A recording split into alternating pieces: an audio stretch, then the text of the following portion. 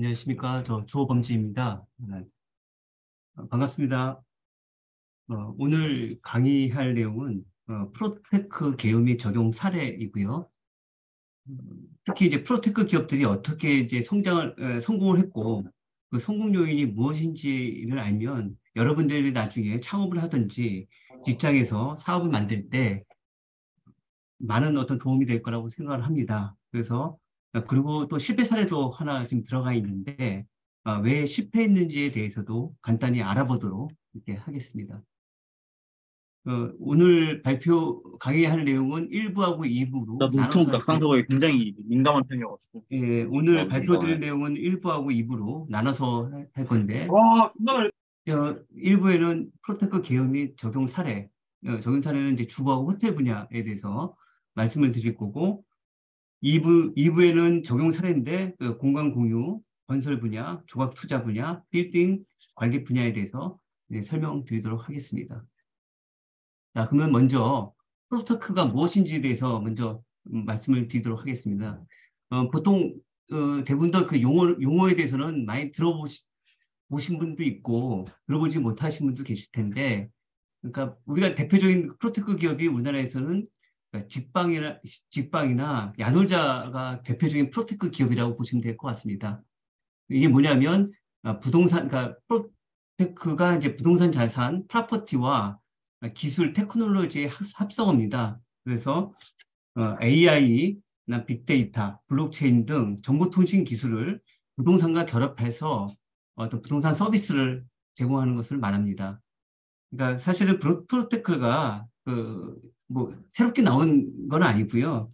2000년 이전에도 이런 기술들은 많이 있었습니다. 근데 이제 이 프로테크라는 단어를 처음 쓴 거가 2015년 1월에 영국의 이제 스타트업 비즈니스 사이트인 스타트업스에서 처음 사용했습니다. 이러면서 프로테크라는 것을 좀 정의하고 분류를 체계화하고 있는 거고요. 그럼 왜 프로테크가 필요한가에 대해서 간단히 말씀을 드리면, 사실 시장에서 그러니까 정보의 비대칭성, 그러니까 사는 삶이나 파는 삶 간의 어떤 정보가 비대칭성이 있죠. 그다음에 거래 비용이 굉장히 비쌉니다. 그리고 거래 관계가 굉장히 복잡해서 어떤 부동산 시장의 한계를 극복해야 된다는 니즈가 있었고요. 그리고 수익성 및 그 생산성 증대와 안전에 대한 니즈들이 굉장히 많이 증대됐습니다. 그리고 어떤 새로운 가치 창출해서 부동산 시장의 영역을 확대하고자 하는 새로운 비즈니스에 대한 욕구가 발생을 하고 있습니다. 그러니까 이런 복잡하고 비효율적인 여러 문제들을 IT 기술을 통해서 해결하여 고객의 니즈를 충족하고 어떤 새로운 비즈니스 기회를 창출하는 것이 프로테크라고 할 수 있습니다. 사실 프로테크는 우리가 사는 공간과 그 공간을 이용하는 방식을 계속 더 편리하게 바꿔나가고 있습니다. 그리고 앞으로의 어떤 부동산 시장의 패러다임은 어떤 프로테크가 바꿔나갈 것이라고 저는 생각하고 있습니다. 다음은 프로테크의 분류에 대해서 먼저 간단히 말씀을 드리도록 하겠습니다. 이것은 이 프로테크라는 게 새롭게 부각된 영역이다 보니까 아직 어떤 통일된 어떤 분류 기준이 없습니다. 그래서 각 국가나 집단마다 자기 편의에 맞게 분류하는 경향이 있습니다. 그러면 먼저 해외에서는 어떻게 분류하고 있는지 그 사례를 한번 보면, 그러니까 옥스퍼드대 앤드류 붐 교수는 2017년도에 학계 최초로 프로테크 산업을 정의했습니다.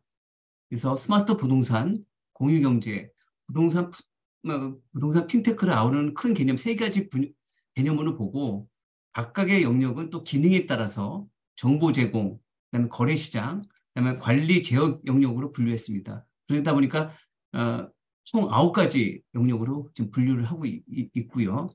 그러니까 국내에서 분류한 기준도 있는데 우리나라에서는 2018년도에 한국 프로테크 포럼이 발족을 했습니다. 여기서 부동산 마케팅 플랫폼 등 총 10개 영역으로 분류를 했고요. 그리고 소프트웨어 정책연구소는 총 4개 영역으로 분류했습니다. 근데 결국은 이 영역이 다 이제 분류만 다시 재분류하는 거지 거의 그 프로테크 영역은 거의 동일하다고 볼 수 있습니다. 다음은 프로테크의 시기별로 특징에 대해서 간단히 한번 알아보도록 하겠습니다. 그러니까 프로테크가 그 1980년도에서 2000년대 초까지에는 프로테크 1.0 시기라고 보통 분류를 많이 하고요.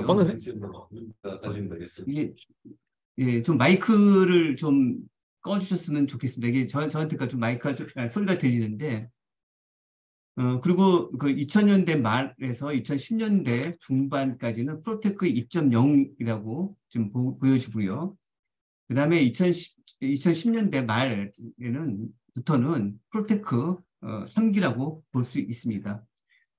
그러면 프로테크 1기 때는 그 전에는 수기장부로 기록하던 거를 컴퓨터가 나오면서 업무 방식이 굉장히 전산화되고 있던 걸로 보시면 될 것 같고요. 굉장히 기본적인 업무의 변화라고 보시면 될 것 같습니다. 그다음에 프로테크 2.0 시기에는 모바일과 스마트폰이 굉장히 활성화된 시기입니다. 그다음에 클라우드 컴퓨팅이나 모바일 기기, 와이파이 및 4G 통신, 그다음에 센서 기술들이 나타났고요. 거기에서 이제 다른 어떤 이 기술들을 이용해서 어떤 기업들이 발생을 하고 있는 거죠. 그다음에 프로테크 3.0 시기에는 빅데이터나 인공지능, 그다음에 인공지능 기반의 어떤 부동산 정보 자동 처리, 그다음에 VR, AR이나 어떤 이런 기술들이 도입되고 있고요. 스마트홈이나 스마트 시티 등 어떤 이런 기술들이 많이 나오고 있습니다.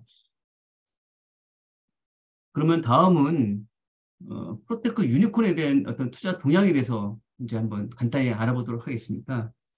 먼저 해외 투자 동향인데요. 그러니까 프로테크 성장의 촉발은 초기 부동산 매물 중개 플랫폼 기업들이 주도를 먼저 했습니다. 그래서 2000년대에 설립된 진로, 트룰리아, 라이트무브, 주플라 이런 데들이 부동산 매물 중개 플랫폼입니다. 예를 들면 우리나라의 직방, 뭐 다방 이런 중개 플랫폼하고 비슷한 기업들이 그러니까 해외에서 먼저 나온 거죠. 그래서 프로테크 시장이 커나가는데 어떤 주목할 만한 사건이나 시작점은 2014년도 말에 진로우가 동종업계 2위 트룰리아를 인수하면서 굉장히 이게 그때부터 본격적으로 활성화된 시기라고 보여집니다. 그래서 이 프로테크에 대해서 이제 기업들이 벤처 기업들이 벤처 캐피탈들이 굉장히 관심을 많이 갖게 되고 있습니다. 그래서 2012년까지는 별로 이제 벤처 기업들이 약 연 1억 달러 미만의 굉장히 미약한 수준으로 이렇게 투자를 하다가 2013년부터 이제 투자 규모가 굉장히 팍팍팍 많이 늘어납니다. 그러니까 2013년도에는 약 5억 2천만 달러를 투자하고 있고요. 그다음에 2014년도에는 12억 약 2,500만 달러, 그리고 2018년도에는 약 40억 달러 정도로 이게 벤처 캐피탈들이 굉장히 투자를 많이 하고 있습니다. 기업에 자금이 들어오고 있는 거죠. 투자 기업도 2013년도에는 128기업에서 2018년도에는 335개로 굉장히 많이 증가하고 있습니다. 그리고 이제 프로테크 기업에만 투자하는 벤처 캐피탈이나 어떤 엑셀러레이터들도 생기고 있습니다. 여기서 이제 엑셀러레이터는 시드 투자나 멘토십 등 벤처 기업을 성장을 지원해주는 그런 회사를 말합니다. 그리고 프로테크의 성장은 미국 주택시장의 화랑 시기와 굉장히 겹치는 시기라고 볼 수 있고요. 다음은 국내 투자 동향에 대해서 간단히 좀 알아보도록 하겠습니다. 국내는 해외에 비해서 프로테크가 다소 좀 늦었습니다. 그 이유는 우리나라가 국토 면적도 굉장히 좁고 인구 밀집도도 높다 보니까 높습니다. 그리고 부동산 업체들이 많아서 정보를 구하기 쉽다 보니까 그러니까 온라인으로 부동산 정보를 에 대한 니즈가 굉장히 적었던 거죠. 그다음에 우리나라가 또 부동산 경기가 좋기 때문에 IT 기술 혁신이 없어도 수익이 굉장히 좋았습니다. 그리고 정부 출자, 벤처펀드의 부동산 투자 제한 등 여러 가지 제약 요건이 있다 보니까 우리나라는 해외보다는 프로테크가 약간 늦어졌습니다.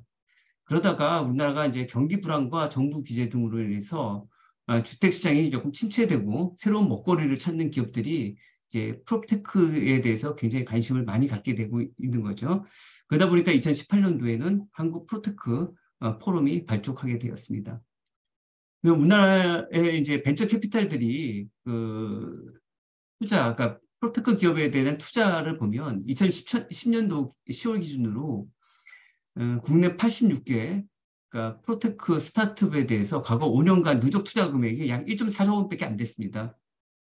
그러다가 2021년 2년도부터 폭발적으로 이게 투자가 많이 늘어나고 있는데요. 예를 들면 야놀자 같은 경우가 비전펀드, 그러니까 송정희 회장이 이끄는 비전펀드로부터 2021년도에 약 2.4조의 투자를 받습니다. 그러면서 야놀자가 굉장히 크게 성장을 했고요. 그다음에 직방 같은 경우도 2022년도에 1,000억 원에 유치하는 등 누적으로 해서 3,300억의 투자를 유치합니다. 이러면서 점점 이제 벤처 캐피탈도 점점 프로테크 기업들에 대해서 관심을 굉장히 많이 갖고 있는 상황입니다.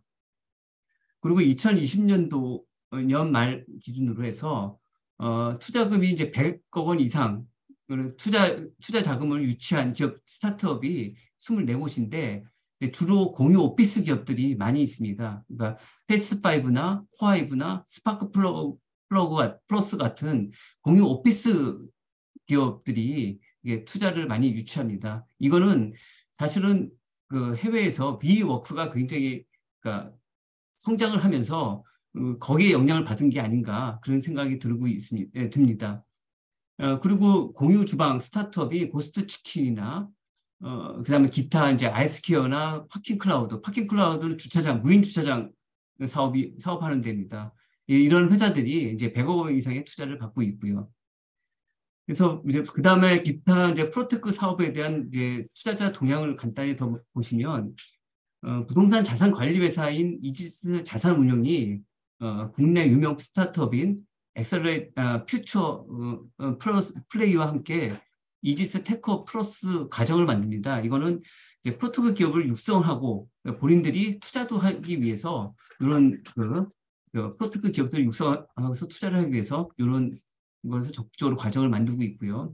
그다음에 호번건설이나 이런 그 건설 회사에서도 프로테크 기업에 전문적으로 지금 투자를 하고 있습니다. 그럼 다음은 이제 부동산 산업에 결합할 수 있는 대표적인 10가지 스마트 기술에 대해서 간단히 소개를 한번 드리도록 하겠습니다. 그러니까 요건 다 여러분들도 다 알고 있는 기술들인데 간단하게 설명 한번 드리도록 하겠습니다. 먼저 시스테마입니다. 시스테마 자동화인데 그동안에는 우리가 수작업으로 하는 단순 노동에 하던 것들을 다 전산화시키고 시스템하고 자동화하는 기술들이죠. 그러니까 예를 들면 부동산 관리 시스템을 이제 수작업으로 했던 것들을 임대 관리나 시설 관리, 부동산 거래 같은 업무들을 굉장히 자동화하는 겁니다. 그리고 빅데이터인데요. 목적에 맞는 다양한 데이터를 수집하고 분석하는 빅데이터 기술은 어떤 다변화된 사회에 예측을 가능하게 할 수 있고요. 그래서 많은 데이터를 기반으로 해서 개개인에게 어떤 맞춤형 정보를 제공을 가능합니다. 이게 이제 인공지능하고 엮여서 이제 개개인의 맞춤형 정보를 제공이 가능하겠죠. 그다음에 인공지능은 AI 기술 덕분에 이제 컴퓨터나 기계는 이제 인간과 이제 서로 이해하거나 판단해서 이제 답을 할 수 있는 어떤 커뮤니케이션이 가능합니다. 최근에는 또 챗 GPT라는 인공지능 서비스도 지금 나와 있어서 진일보된 인공지능 서비스가 지금 현재 발전되고 있습니다. 다음은 사물 인터넷을 보시겠습니다. 그러니까 사물 인터넷은 이제 센서를 이용해서 기기들로부터 데이터를 모으고 이를 다른 기기들과 연동해서 어떤 컨트롤 등 관리를 좀 할 수 있겠죠. 그래서 가정 내에서도 어떤 스마트홈이나 이것을 원격에서 온오프로 제어를 할 수 있는 거죠. 그리고 산업계에서도 에너지 절감이나 어떤 쾌적한 환경 유지, 안전 등을 위해서 필요한 기술이라고 저는 보여집니다. 그리고 요즘은 또 가상현실이나 증강현실이 또 많이 나오고 있습니다. 그래서 요거는 가상현실을 활용해서 집을 구할 때 직접 가보지도 않고 집의 구조를 잘 파악하고 굉장히 빠른 시간 내에 집을 구할 수 있겠죠. 그리고 산업계에서도 증강현실 기술에 인해서 이제 2D 도면을 3D로 확인할 수 있어서 업무의 효율성과 굉장히 생산성을 높일 수 있습니다. 다음은 블록체인 기술인데요. 뭐 여러분들께서 워낙 잘 아는 기술들이다 보니까 간단하게 넘어가겠습니다. 그러니까 블록체인 뭐 잘 아시는 것처럼 이거는 중개인이나 어떤 기관 없이도 신뢰할 만한 거래가 가능하기 때문에 특히 금전 거래에 있어서 굉장히 신뢰도가 굉장히 높은 기술이라고 좀 보여주고 있고요. 그다음에 3D 프린팅이 여기에 건설 산업에서도 굉장히 건축 산업을 거의 바꿀 수 있는 혁신적인 기술로 구상되고 있습니다. 뒤에 제가 유튜브에서도 간단하게 이제 보여드릴 건데 요즘은 집들도 3D 프린팅으로 집을 짓습니다. 그래서 한 5층까지 집들도 이 3D 프린팅 기술로 그러니까 사람이 힘이 없이도 집을 지을 수 있는 그렇게까지 발전을 하고 있습니다. 다음은 드론인데요. 그러니까 드론을 활용해서 토목이나 건축 쪽에서는 그러니까 토지를 쉽게 측량하거나 공사 현장을 관리하는 데 큰 도움을 얻고 있습니다. 다음은 디지털 트윈 기술입니다. 디지털 트윈 기술은 실제 존재하는 건물이나 설비 현장을 디지털상에 그대로 복사할 수 있는 기술이죠. 그래서 그러니까 설비의 이상 징후를 사전에 감지해서 고장을 사전에 정비할 수 있습니다. 그다음에 로봇 기술은 요즘 로봇 기술이 여러 군데 서빙 로봇도 있고 많이 있는데 요즘은 건설 현장에도 굉장히 많이 활용을 하고 있습니다. 그래서 사람이 하기 어려운 어떤 굳은 일을 도맡아하는 그런 로봇도 지금 현재 나오고 있습니다. 그래서 위험하고 이런 어려운 일들을 힘든 일들을 로봇이 대체하고 있는 그게 시도를 지금 하고 있는 상황이라고 보시면 될 것 같습니다. 예, 네. 다음 페이지는 프로테크 기술이 적용되고 있는 분야는 제가 크게 6개 분야에 대해서 오늘 설명을 드릴 건데 요 페이지는 요 뒤에 있는 것들은 굉장히 요약한 부분이기 때문에 그냥 간단히 그냥 페이지로 넘어가도록 하겠습니다. 그러면 처음 주거 분야에 대해서 먼저 설명을 드리도록 하겠습니다. 주거 분야는 우리의 그러니까 실생활을 굉장히 편리해주기에는 어떤 프로테크 비즈니스 중에서 제일 빠르게 나왔던 분야 중에 하나입니다. 그래서 크게 집을 구하는 방식의 변화, 그다음에 직방 사례, 오늘의 집 사례를 간단히 말씀드리도록 하겠습니다. 먼저 과거에는 집을 구할 때 어떻게 구했습니까? 보통 각종 정보를 통해서 원하는 지역을 선정하고 시장 조사를 하죠. 그 다음에 현장을 가서 부동산 중개사와 미팅을 합니다. 근데 거기서 이제 조건에 맞는 매물 찾다가 없으면 또 다른 중개소로 가고 여러 군데로 옮기죠. 그리고 또 실사를 하는데 또 가서 또 현장에 가보면 또 마음에 안 듭니다. 그래서 이런 일들을 굉장히 많이 반복을 합니다. 그래서 원하는 물건을 찾을 때까지 현장 방문을 계속 반복되다 보니까 시간과 노력이 많이 필요하겠죠. 그리고 정보의 한계로 인해서 자칫 부정한 중개인을 만나면 시세 대비 굉장히 비싸게 계약할 수 있는 그런 사례도 많이 발생했습니다. 근데 현재는 직방이나 다방 같은 어떤 프로테크 기업들이 많이 나와서 각종 정보를 통해서 원하는 지역의 선정을 먼저 하고 시장 조사를 먼저 할 수가 있겠죠. 그리고 이제 인터넷이나 스마트폰 앱을 통해서 조건에 맞는 매물들을 찾습니다. 근데 요즘은 워낙 이게 프로테크 기업들이 이게 잘 만들어놔서 VI나 어떤 실사 사진들을 다 인터넷으로 다 볼 수가 있죠. 그다음에 스마트폰으로 볼 수 있겠죠. 그러다 보니까 자기가 원하는 물건을 더 손쉽게 찾을 수가 있습니다. 그래서 그러니까 사진이나 어떤 VR 등을 통해서 사전 실사를 그러니까 반복 횟수를 굉장히 줄일 수 있는 거죠. 그러다 보니까 고객이 원하는 물건을 빠르고 쉽게 찾을 수가 있고요. 그다음에 시세에 대한 어떤 정보도 굉장히 정확하게 그러니까 더 많은 정보들을 얻을 수 있다 보니까 소위 말해서 더 비싸게 계약하는 경우를 많이 줄일 수 있습니다. 그래서 나온 기업들 중에서 제일 현재 큰 회사인 직방 사례를 먼저 간단하게 좀 말씀을 드리도록 하겠습니다. 그러면 직방이 어떻게 성장했느냐에 대해서 먼저 말씀드리면 직방은 이제 2010년도에 설립을 했습니다. 그래서 부동산 정보를 제공하는 플랫폼으로 이제 매물 정보만 제공하는 것이 아니라 실제 거주자의 리뷰와 VR 홈투어 서비스를 제공하는 등 부동산의 IT 기술을 접목한 프로테크 기업 중에서 가장 대표적인 기업이라고 보시면 될 것 같습니다. 직방은 처음에는 원룸 임대 시장을 목표로 하다가 아파트 시장까지 지금 비즈니스 영역을 지금 확대 중에 있습니다. 그럼 먼저 어떻게 성장했는지를 먼저 알아보면 사업 초기가 2012년 1월부터 2013년 초라고 저는 생각을 하고 있고요. 이때는 타겟 설정 및 차별화를 필요했습니다. 그러니까 직방에서 초반 타겟 상품은 원룸과 오피스텔에 집중했습니다.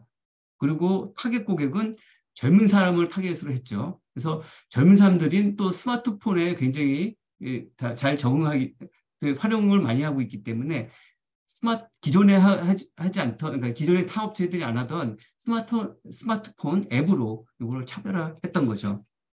그래서 사업 초기에는 매물을 많이 올려야 되지 않습니까? 요거를 매물을 확보하기 위해서 직접 신림동 원룸을 직접 발로 뛰면서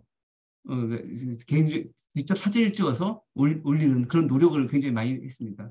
그러니까 사업 초기에는 그러니까 굉장히 많은 노력을 많이 했겠죠. 그다음에 1단계 성장, 이런 많은 노력을 하면서 2013년에서 2014년 초까지는 이때는 이제 1단계 성장기라고 저는 봅니다. 그래서 이거를 부동산 플랫폼화를 한 시기라고 저는 보는데요. 그래서 2013년 말부터, 그러니까 굉장히 이제 매물들이 좋고 이게 거래가 되다 보니까 부동산 중개인들이 직방 서비스에 이제 직접 올리기 시작합니다. 그래서 사용자들도 이 플랫폼에 들어오고요. 근데 이 부동산 중개인들도 이 플랫폼에 들어오기 시작하다 보니까 진정한 의미의 플랫폼 사업자가 되기 시작한 겁니다. 그러다 보니까 이제 사용자도 이제 점점 늘어나겠죠. 그래서 굉장히 이게 물건이 확대되고 사용자도 증가하고 참여 중개인도 다시 늘고 그다음에 다시 물건이 다시 확대되고 이런 선순환 구조를 겪게 됩니다. 그리고 2단계 성장기는 2014년 말부터 2017년이라고 저는 생각하는데요. 이때는 사용자가 이제 그때부터 폭발적으로 증가하기 시작하고 이러면서 투자 유치를 외부에서 합니다. 그러니까 자세한 내용을 보시면 2014년도 그러니까 출시 그러니까 2년 만에 사용자를 300만 명을 돌파합니다. 그러다 보니까 벤처 캐피탈 쪽에서 이거 성장에 굉장히 가능성이 있다라고 해서 이제 투자들을 하기 시작합니다. 이때 이제 90억 원의 어떤 투자 자금을 유치할 수 있었습니다. 그리고 이제 직방에서는 이제 수익 모델, 비즈니스 모델을 이제 이때 만들기 시작한 겁니다. 그래서 소비자들한테는 별도 비용을 받지 않지만은 부동산 중개소에서 매물을 올리는 광고비를 받는 방식으로 비즈니스 모델을 만들기 시작한 거죠. 그리고 2015년도에는 2015년도 12월에 골드만삭스 피아로부터 380억 원을 또 유치를 합니다. 그래서 이런 자금을 갖고 외부 이제 투자를 하고 그다음에 여기서 사업 확장을 하고 굉장히 이런 선순환 구조를 이제 본격적으로 나오기 시작하는 겁니다. 그다음에 사업 확장기는 2018년도부터 이제 현재까지라고 보고 있는데요. 이거는 새로운 시장 개척하고 M&A를 지금 하고 있습니다. 그래서 2030을 타겟으로 원룸 투룸의 안정적인 시장을 벗어나서 이제는 아파트 시장까지 2018년도에 진출을 하고 있습니다. 그리고 예, 다음은 이제 인수를 통한 사업 확장인데요.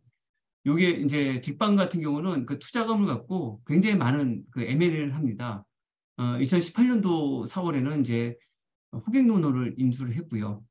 2019년도에는 뭐 셰어하우스 운용사인 우드를 인수한다든지, 그 다음에 네모를 인수한다든지 이렇게 굉장히 많이 이제 M&A를 그러니까 사업 영역을 점점 확대를 하고 있는 거죠.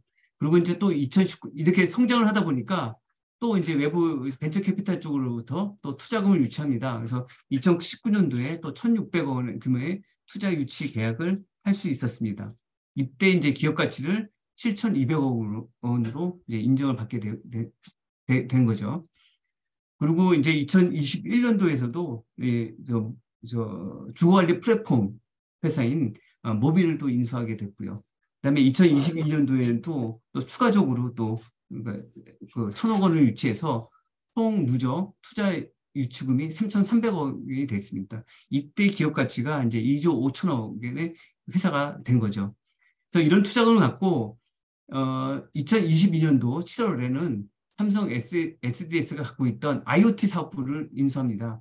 그래서 아파트 쪽 시장으로 이제 본격적으로 이제 들어가기 위해서 이제 IoT 사업부를 인수하게 된 거죠. 직방 같은 경우는 여러 가지 이제 이 기업들을 인수한 기업들을 갖고 있는 데이터를 공유해서 그러니까 고객들한테 맞춤형 정보 서비스를 제공한다는 게 현재 계획에 있는 것 같고요. 그다음에 단순 이제 어떤 부동산 정보 제공을 넘어서 라이프 스타일을 트렌드를 바꾸겠다라는 게 그 직방의 사업 목표라고 보시면 될 것 같습니다.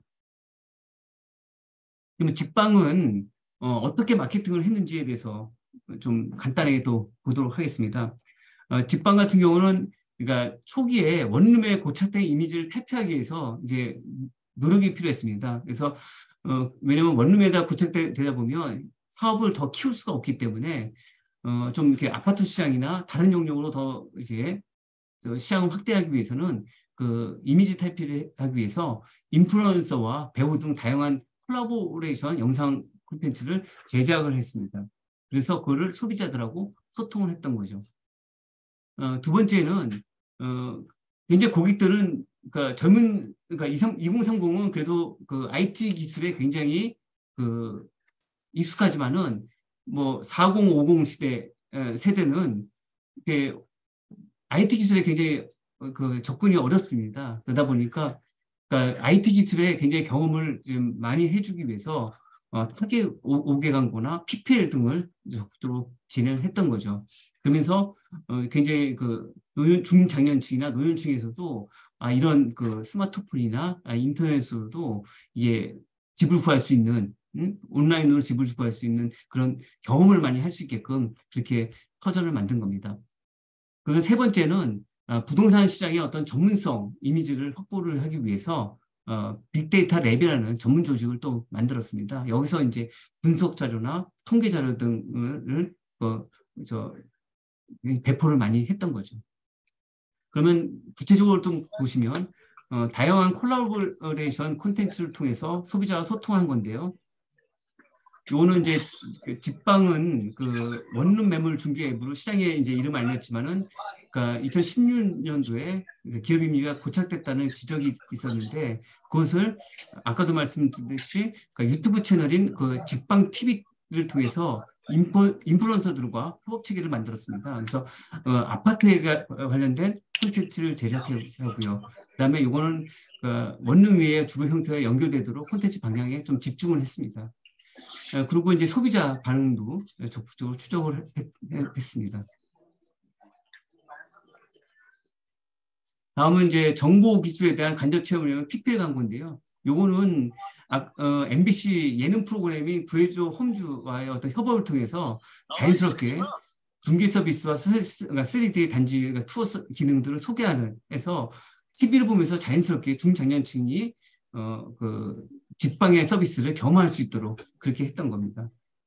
그다음에 뭐 전문성 이미지 확보를 위해서 아까 말씀드린 그 빅데이터 랩 운영을 통해서 어떤 프로테크 전문 기업의 이미지를 제공했는데 요거는 그 부동산 가격이나 공급량, 공급과 거래량, 분양 및 재료 등을 관련된 분석 자료를 매주 1회 정기 배포하였습니다.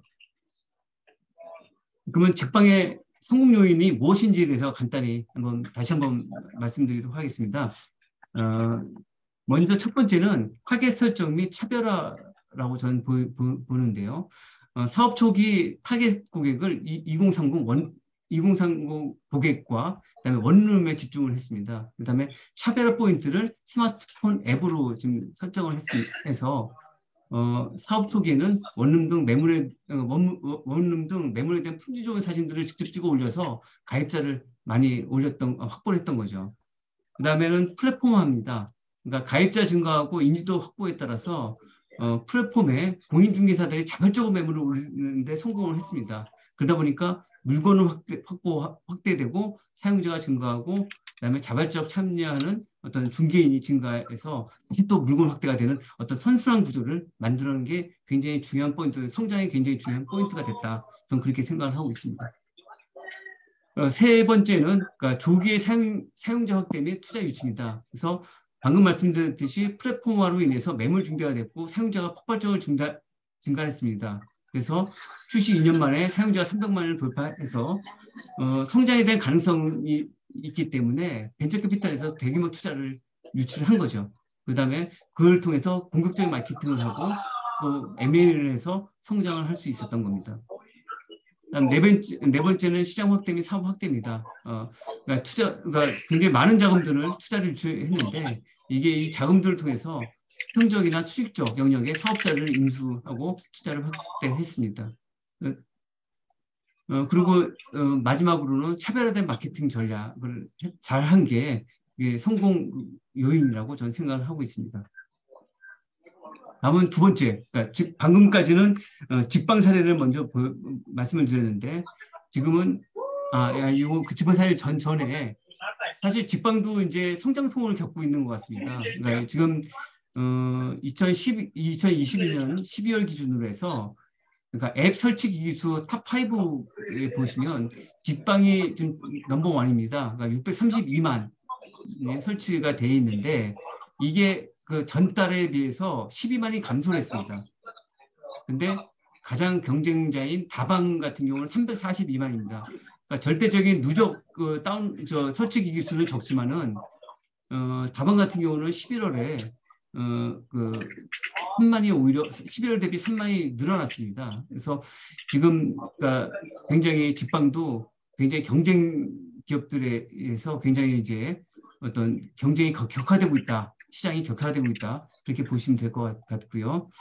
그러니까 직방이나 다방이나 네이버 부동산이나 뭐 여러 가지 여러 회사들이 있는데 각 회사별로 사실은 조금씩 특화된 서비스들이 있는데 사실 이게 아주 큰 차별점이 있는 건 아닌 것 같습니다. 제가 보기에는. 그러니까 이런 차별점들은 사회사들이 금방 따라갈 수 있는 가능성이 높아서 이게 굉장히 앞으로도 경쟁이 더 격화될 것 같다. 그런 생각이 들고 있고요. 그래서 다방이 진짜 요즘은 굉장히 무섭게 따라오고 있다. 그렇게 보시면 될 것 같습니다. 다음은 오늘의 집에 대해서 뭐 공동주택 관리 플랫폼은 간단히 설명을 드리도록 하겠습니다. 이거는 보통 우리 아파트도 요즘은 IT가 많이 접목이 되고 있습니다. 그래서 아파트 단지 내에 접목된 지금 IT인데요. 주요 플레이어들은 아파트나 모빌, 아파트 스토리 같은 것들이 있습니다. 그래서 오른쪽에 그림 보시면 이 스마트폰 앱에 오른쪽에 보이는 아파트너 앱이 이렇게 보여주고요. 또 다음 페이지에 보시면 그러니까 우리 가정 내에 월피드가 다 있죠. 여기서 이제 보통 주차 예약이나 엘리베이터 콜하고 여러 가지 그 관리비나 에너지 공지사항들을 볼 수가 있죠.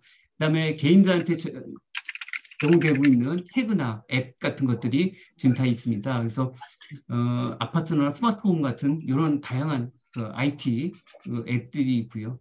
그다음에 공용시설에는 주차장에도 요즘 다 무인화가 지금 되고 있습니다. 그래서 이게 월패드하고 다 연동이 되고 있고요. 그다음에 커뮤니티 센터에도 키오스크나 CCTV, 그다음에 그러니까 사이니지 같은 여러 가지 그 IT 기술들이 접목되어 있습니다. 그다음에 관리사무소에도 여러 가지 관리사무소 시스템들이 있고요. 이런 것들이 다 상호 연동돼서 이런 IT 시스템들이 계속 더 그 사람들을 좀 편리하게 생활할 수 있도록 그렇게 바꿔나가고 있습니다. 네. 지금 어디 이상한 소음이 들리는 것 같아요. 죄송합니다. 약간 끊어서. 예. 지금 누군가 계속 이상한 소음이 들리고 있는 것 같아요. 듣는 학생 중에서 그 부분 좀 신경 써서 지금 집중해서 들어주시기 바랍니다. 네. 예, 다음은 요즘 이제 오늘의 집이라는 벤처기업이 있습니다. 이거는 인테리어 업체를 고르는 어떤 스타트업인데요. 여기는 2014년도 7월에 인테리어 플랫폼으로 시작해서 커머스 플랫폼으로 성장하고 있는 회사입니다. 여기 오늘 집의 그 전략은 그러니까 3C입니다. 컨텐츠, 커뮤니티, 커머스로 이어지는 전략을 지금 하고 있는데요. 그러니까 내가 꾸민 집이나 방이나 가구 사진을 찍어서 앱에 올려서 자랑하는 겁니다. 그러면 다른 사람들이 그 인테리어를 보고 참고를 하는 거죠. 그러면 인테리어의 소품마다 태그가 달려 있어서 그걸 누르면 해당 제품의 구매로 연결되는 겁니다. 이 오늘의 집이 굉장히 단기간에 높은 성과를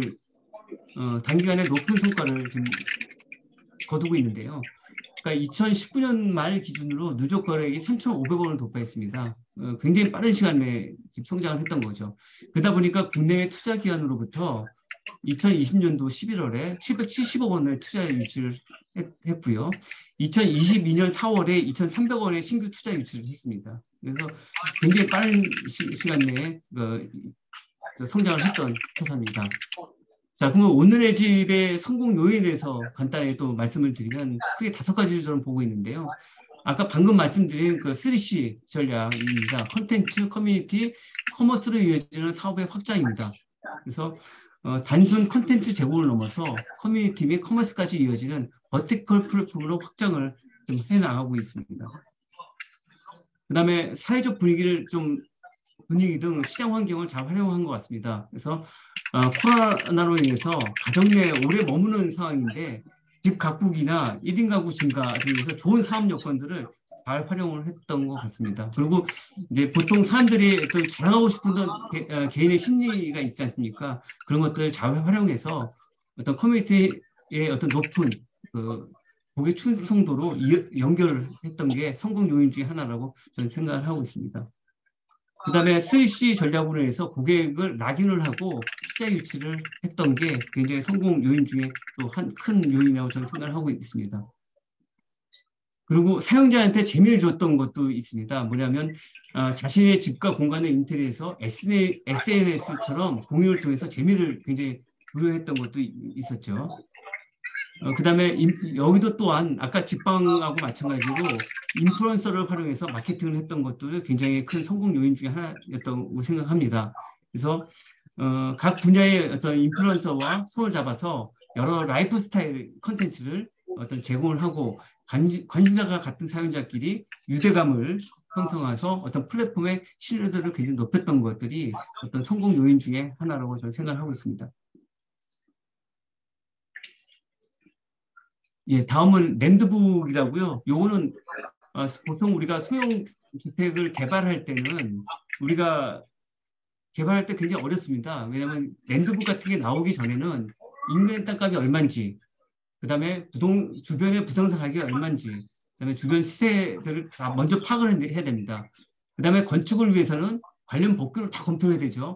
용적률이나 건폐율, 고도 제한 같은 걸 다 검토하고 건축사무소의 어떤 도움을 받아서 설계 도면을 만들어야 되는데 이 랜드북은 이런 과정들을 인공지능과 빅데이터 기술로 해서 그냥 여러 조건만 넣어주면 바로 어떻게 개발하는지 좋은 것을 인공지능으로 다 이렇게 만들어주는 겁니다.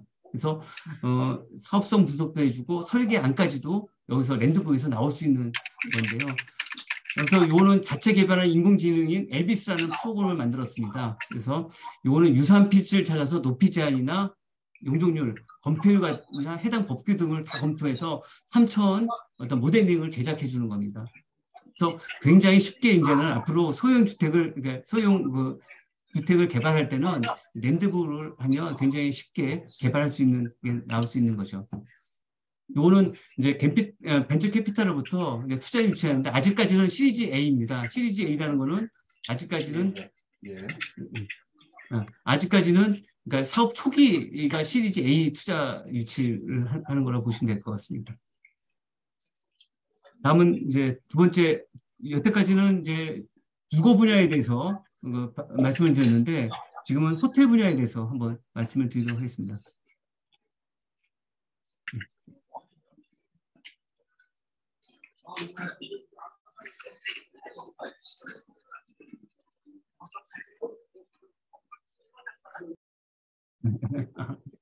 예. 저는 일단 자, 그러면 호텔 분야에 대해서 좀 말씀을 드리도록 하겠습니다. 그러니까 호텔 분야에서 가장 큰 우리나라의 스타트업은 야놀자라고 볼 수 있습니다. 그러니까 프로테크 기업에서 가장 큰 데는 야놀자입니다. 야놀자는 약간 그 야놀자 대표가 입지전적인 인물입니다. 약간 흑수저의 어떤 성공 스토리라는 어떤 그 이미지가 굉장히 많이 그 유명한 스토리인데요. 그 야놀자의 그 대표는 모텔 직원이었습니다. 그래서 모텔 이용 후기를 올리는 커뮤니티 카페를 운영하다가 사업을 시작을 했습니다. 그래서 이거는 단순 숙박 예약 사이트가 아니라 여행과 여가와 관련된 데이터로 트렌드를 선도하고 서비스와 기술 융합으로 플랫폼을 고객 니즈에 맞춰서 변화시키는 다양한 어떤 프로테크 기술로 어떤 사업 역량을 확대 중에 있는 겁니다. 그래서 특히 야놀자가 대규모 투자 유치를 통해서 이제 기업 인수하고 투자를 굉장히 많이 하고 있습니다. 아까도 말씀드렸듯이 야놀자는 2조 4천억 원의 투자 자금을 유치했습니다. 굉장히 성공한 기업이라고 좀 보여지는데요. 야놀자가 그러면 어떻게 성공했는지에 대해서 간단히 말씀을 드리겠습니다. 먼저 이제 야놀자는 이제 기업 이미지 변신이 필요했던 겁니다.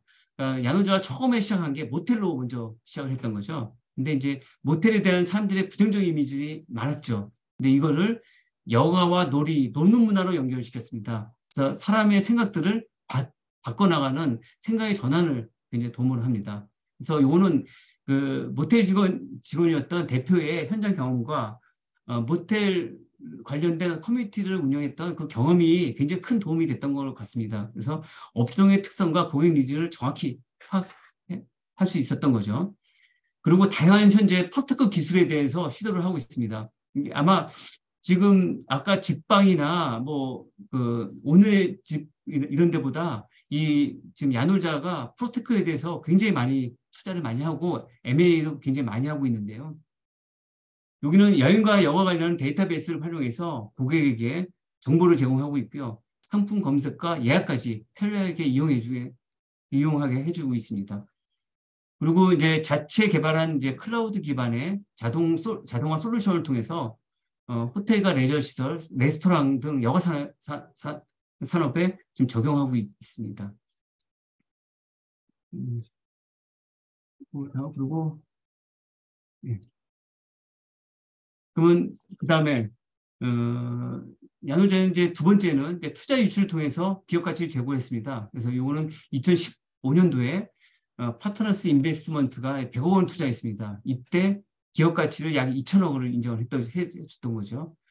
결정적인 거는 2021년도에 소프트뱅크 손정희가 이끄는 비전 펀드에서 2조 원의 투자금을 유치합니다. 그다음에 KT하고 하나투자금융으로부터 4천억을 이제 유출했습니다. 그래서 이때 기업 가치를 약 10조 원으로 인정받았는데요. 현재는 이제 요즘 이제 벤처기업들이 워낙 사정이 안 좋으니까 최근에는 들린 얘기가 약 5조 원으로 인정받고 있다. 뭐 그런 얘기를 하고 있더라고요. 손정희가 이끄는 이제 비전펀드에서 야놀자에 투자한 이유는 이 야놀자를 이제 쿠팡 같은 이제 혁신 기업으로 해서 글로벌 기업으로 성장할 수 있을 가능성이 높다라고 지금 생각했던 것 같습니다. 그래서 야놀자는 제2의 쿠팡으로 지금 불리는데 이유가 두 가지가 있는데 이제 송정희 회장의 선택을 받았다. 그다음에 나스닥 상장을 목표로 하고 있다라는 게 그 제2의 쿠팡으로 불리는 이유라고 저는 보여집니다. 그다음에 기업 인수 투자를 통해서 사업 확대를 했는데요. 그 2016년부터 2022년까지 인수하거나 투자한 기업만 15곳이 넘습니다. 근데 주로 스타트업 기업에 굉장히 많은 투자를 하고 있습니다. 그래서 지금 그 야놀자가 인수한 프로테크 기업들이 이제 그 프로테크 기업의 그 IT 상품들이 해외 수출도 지금 많이 하고 있습니다. 그래서 수출 통해서 벌어들이는 지금 외화도 지금 많이 점점 그의 매출이 늘어나고 있다라는 그런 기사도 있습니다. 특히 이제 인수한 기업 중에서 저는 가장 크게 성공했던 거가 인터파크를 인수했던 게 가장 의미 있는 성장을 이뤘다라고 저는 생각을 합니다. 그러니까 비전 펀드로부터 확보한 자금을 통해서 인터파크를 인수했는데요. 그때 여행, 항공, 공연, 쇼핑 등 사업 부문에 대해서 지분 70%를 약 2,940억 원에 인수를 했습니다. 그래서 이거는 이제 그 인터파크 같은 경우는 주로 그러니까 공연, 그러니까 여행, 항공, 뭐 쇼핑 이런 쪽에 굉장히 강하고 또 해외 쪽에도 굉장히 강한 기업입니다.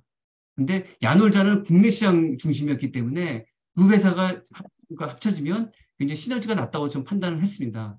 그리고 이 인터파크를 인수하면서 매형을 좀 확대해서 나스닥에 상장하는 게 또 목표였던 것 같습니다.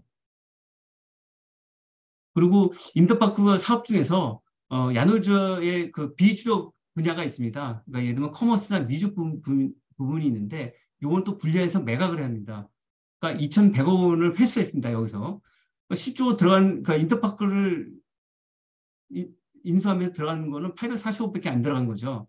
그러면서 글로벌로 경쟁력을 확보할 수 있었던 게 그 야놀자의 어떤 그 인터파크 인수는 굉장히 성공적인 게 아니었나 그런 생각이 좀 하고 있습니다.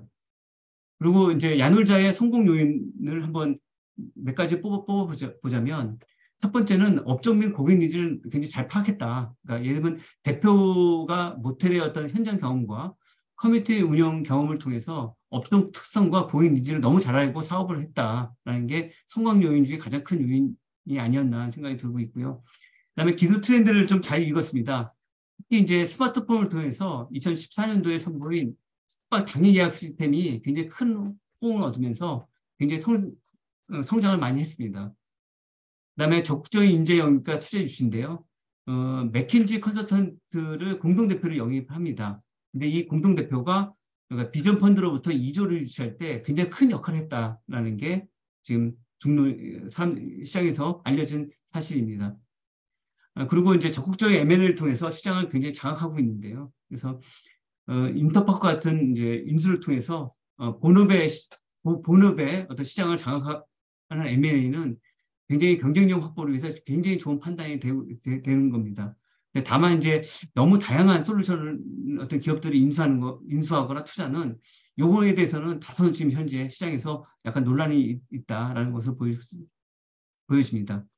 근데 이제 야놀자도 요즘은 그 경쟁 업체인 여기어때라는 그 회사에 굉장히 도전을 받고 있다 보시면 될 것 같습니다. 그러니까 작년에 지금 그 실적을 보면 영업이익이 오히려 여기어때보다 지금 밀리고 있습니다. 여기어때가 오히려 영업이익이 300억 원인데 야놀자는 61억밖에 안 났고요. 근데 매출은 이제 야놀자가 약 6천억이 넘어서 여기어때보다 약 2배가 되지만은 영업이익이 현재 좀 밀리고 있다는 게 현재 조금 단점이 좀 있는데 요거는 이제 앞으로 어떻게 경쟁을 이제 지금 끌고 갈지에 대한 그건 고민이 좀 있을 거라고 생각하고 있습니다. 이게 보통 벤처기업들이 성장통이 이렇게 한 번씩 겪어지는 것 같습니다. 다음은 그 호텔 분야에 대해서 이제 프로테크의 호텔 내 다양한 프로테크 기술에 대해서 간단히 좀 말씀을 드리도록 하겠습니다. KT가 현재 제가 있었던 KT가 추진하고 있는 다양한 호텔 프로테크 기술에 대해서 말씀을 드리면 그러니까 호텔 AI 안내용 컨시어지 서비스를 지금 도입을 했습니다. 그래서 이거는 오른쪽에 보이는 그림 같이 키오스트 형태의 어떤 호텔 안내기기에 가상 호텔 직원을 접목한 서비스입니다. 그리고 이제 보통 우리가 가정 내 기가진이가 있지 않습니까? 그거를 호텔 객실 내 기가진입으로 도입을 했습니다. 이것을 위해서 개발을 했는데 내기 언어에 대한 음성인식이나 AI 기반의 컨시어지, 객실 제어 서비스와 다 연동을 시켰습니다. 이런 거가 현재 개발을 지금 하고 있는 상황이고요. 그다음에 호텔 어메니티 운반용 로봇을 도입을 했습니다. 그래서 야간에 보통 고객들이 수건을 갖다 달라, 뭘 갖다 달라고 하면 그러니까 로봇이 갖다 주는 그러니까 비품을 대신 갖다 주는 형태로 지금 운영을 하고 있는데요. 근데 이 호텔에 대해서 프로테크 기술에 대해서는 다소 약간 의견들이 있습니다. 뭐냐면 호텔은 대고객 서비스업입니다. 근데 그러니까 인력을 줄이고 프로테크 기술로 대체에 대해서는 아직까지는 크게 성공을 하지 못하고 있는 거 아닌가라는 그런 생각을 좀 하고 있습니다. 그러니까 일본에서도 헨나호텔이라고 해서 그러니까 로봇이 그 체크인 업무를 지금 했었는데 이게 별로 이렇게 좋은 반응이 없었던 것 같더라고요. 그래서 절반 정도가 해고됐다는 그런 사례도 있습니다. 다음은 호텔 KT가 했다가 실패했던 사례를 하나 말씀을 드리도록 하겠습니다. 이게 기가 진입폰이라고 해서 외국 관광객이 입국하면 공항에서 스마트폰을 제공해 줍니다. 그러면 호텔에서 호텔까지 이동 방법과 그다음에 전화 통화, 그다음에 체크인이나 관광 정보까지 이렇게 제공해 주는 그런 스마트폰을 제공해 주는 사업을 했었는데 이게 하다가 현재 사업이 중단됐습니다. 그 실패 원인을 좀 저희가 봤더니 비용이 과다하게 들어갑니다. 그러니까 공항에서 폰 제공 운영비가 들어가고 앱 개발하고 운영하고 그다음에 전화 통화료, 그다음에 관광 정보 업데이트 등 굉장히 비용이 많이 들어가는데 수익은 거의 없었습니다. 비용이 굉장히 많이 들어갔다는 얘기고, 두 번째는 폰 이용 절차가 좀 복잡했습니다. 그러니까 폰 반출 장소까지 고객이 또 이동해야 되고 또 이용 방법에 대해서 안내도 굉장히 어려웠던 것도 있고요. 그다음에 고객들은 또 전화 위에는 큰 필요성을 좀 못 느꼈습니다. 그러니까 또 이 전화도 요즘은 로밍이 굉장히 활성화되다 보니까 이 또 전화에 대한 니즈도 그렇게 크게 있지 않다 보니까 이게 이제 결국은 좀 한 1년 정도 운영하다가 이게 실패했었습니다. 여기에 저희가 또 교훈이 있을 수 있다고 생각합니다. 뭐냐면 고객 니즈와 수익성을 좀 정확히 사업을 할 때는 판단을 해야 된다. 막연하게 우리가 책상에 앉아서 고객이 이런 니즈가 있을 거다라고 판단하면 안 될 거다. 그러니까 고객의 니즈를 제대로 파악했는지, 그러니까 고객의 노력과 고객이 느끼는 효용 가치하고 어떤 상관관계를 잘 파악을 해야 될 거다라는 생각이 좀 들었고요. 또 공급자 관점에서도 고객에게 주는 가치와 제공하기 위한 비용과의 어떤 관계까지도 좀 파악을 해야 될 것 같다. 저는 그런 생각이 좀 들었습니다.